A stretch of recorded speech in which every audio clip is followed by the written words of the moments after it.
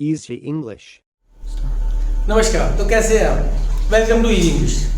आज हम करेंगे अपनी 7 स्ट्रक्चर्स क्या होती है इसके बारे में जानने के लिए आप फर्स्ट वीडियो स्ट्रक्चर्स की देख सकते हैं। चलिए शुरू करते हैं। मैंने आपको यही कहा था कि स्ट्रक्चर्स करने से पहले आपको पता होना चाहिए कि पर्टिकुलर स्ट्रक्चर कहाँ यूज होती है।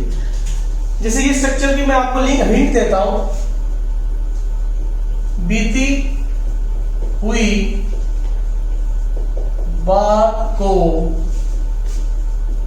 याद करके पछताना, रिमोर्स करना। जब आप बीती हुई बात को याद करके पछताते हैं तो हिंदी में कैसे बोलते हैं? अब मैं आपको एग्जांपल देता हूं, हिंट देता हूं। जैसे मेरे सामने एक कुणाल बैठा है या अमन बैठा है, इन दोनों को मैं बोलता हूं कि पढ़ लो नहीं तो फेल हो जाओगे। अब ये लोग पढ़ते नहीं और फेल हो जाते हैं। फिर मैं इनसे मिलता हूं, मैं कहता हूं देखो मैंने कहा था ना पढ़ लो, हो गए ना फेल।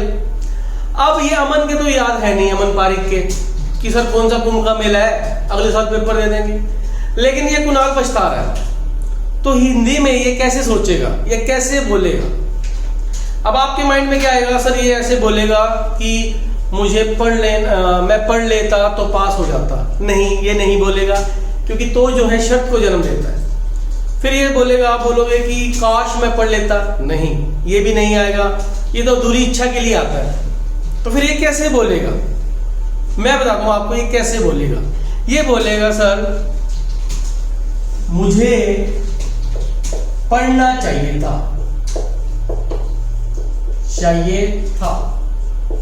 ये चाहिए था। हाँ, एक बार याद रखना, ये शुड का पास नहीं है।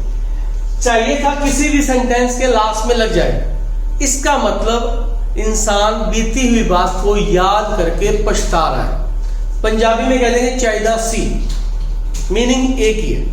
तो जब भी आप बीती हुई बात को याद करके पछताएं तो आपको ये स्ट्रक्चर यूज करनी है। स्ट्रक्चर क्या है? स्ट्रक्चर का नाम है should have structure. Should have बनाने का रूल है इसका, first affirmative, subject should have, third form और ऑब्जेक्ट। देखिए इस बात को बड़ा ध्यान से सीखिएगा कि किस भावना के लिए कौन से शब्द है। भावना हमारी ये है और शब्द है ये चाहिए था।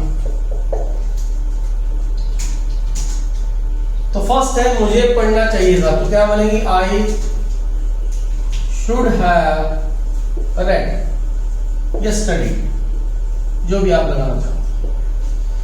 अब देखो इस तरह से जानने के बाद आपको क्या फायदा होगा? फायदा होगा जहां भी शुड हैव थर्ड फॉर्म मिलेगी, ना सिर्फ आप उनकी हिंदी बना लोगे बल्कि आपकी समझ भी डेवलप होगी कि आप इसका मीनिंग क्या है। कई बार हम पढ़ लेते हैं ना, मीनिंग समझ में नहीं आता, हम कहते हैं हम न्यूज़पेपर पढ़ लेते होंगे, मीनिंग तो नहीं समझ में आ रहा ना। अब आप शुड हैव के साथ थर्ड फॉर्म जब भी देखोगे आप समझ जाओगे, हिंदी बना लोगे, चाहिए था में होगी और इसका मीनिंग क्या है, that is important. Meaning is very important. Okay, अब इसके बाद हम करते हैं नेगेटिव। नेगेटिव फॉर्मेशन क्या बनेगी? Subject should have not verb की थर्ड फॉर्म और ऑब्जेक्ट। अब आप सोचोगे सर शुड और हैव के बीच में नोट लगा देते, क्या लगा सकते हैं, लेकिन ग्रामर ये कहती है कि हमेशा हैव के बाद ही नोट लगाइए। ओके, जैसे उसे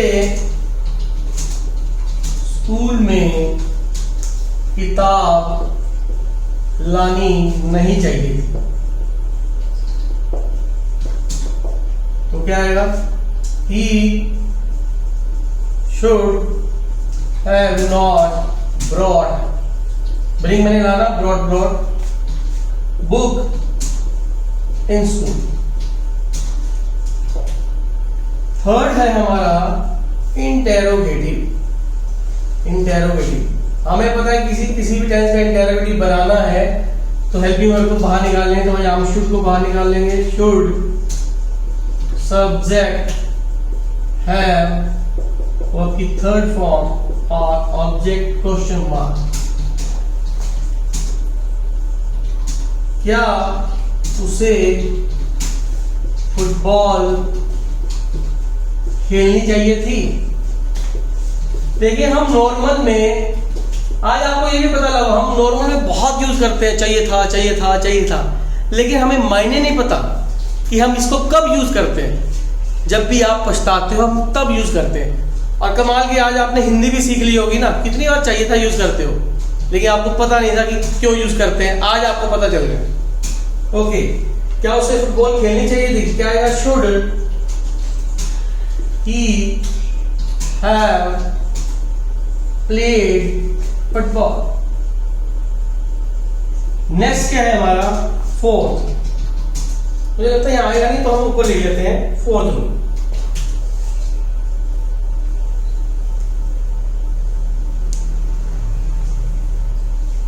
फोर्थ रूल क्या होगा हमारा? Interrogative negative. इंटेरोगेटिव नेगेटिव कुछ नहीं है, थर्ड रूल लिखो, बस हैव के बाद नोट करा। Should subject have not, verb की थर्ड फॉर्म और ऑब्जेक्ट क्वेश्चन मार्क। क्या अध्यापक को छात्रों को सजा नहीं देनी चाहिए थी? तो क्या बनेगा? Should teacher have not punished students। Next हमारा fifth, that is called interrogative adverb.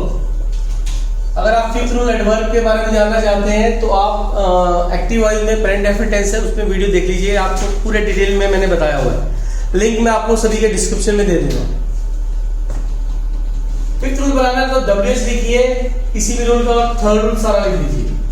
तो क्या बनेगा? Should subject have third form and object question mark. तो मैं उसको क्यों बुलाना चाहिए था? तो क्या आएगा? Why should you have, कौन मैंने बनाना? called him। इसके बाद हम करेंगे इसी का sixth rule, that is called interrogative negative adverb. Sixth, interrogative negative adverb. तो क्या है? WH should subject have not, की third form object question mark.